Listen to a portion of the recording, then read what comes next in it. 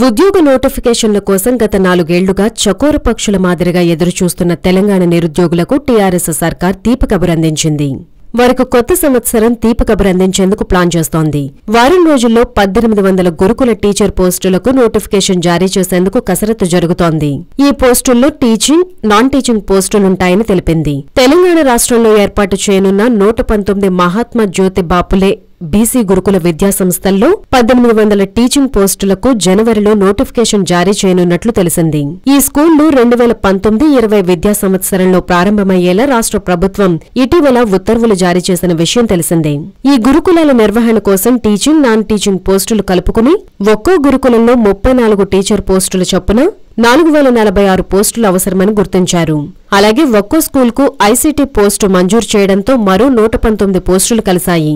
మొత్తం కలిపి 4165 పోస్టుల భర్తీకి అనుమతివ్వాలని ప్రభుత్వానికి బీసీ సంక్షేమ శాఖ ఫైల్ పంపింది. ఈ పోస్టుల భర్తీకి వారం రోజుల్లోగా ఆర్థిక శాఖ నుంచి అనుమతి లభించే అవకాశమున్నట్లు బీసీ సంక్షేమ శాఖ వర్గాలు తెలిపాయి. అయితే 4165 పోస్టుల్లో 1800 ఖాళీలు పోను, మిగిలిన పోస్టులను వచ్చే విద్యా సంవత్సరంలో భర్తీ చేయొచ్చని తెలుస్తోంది. హలో, మిమ్మల్నే యోయో టీవీ యాప్ డౌన్లోడ్ చేసుకున్నారా? ఇంకా లేదా? మీ యాప్ స్టోర్ కి వెళ్ళి వెంటనే డౌన్లోడ్ చేసుకోండి.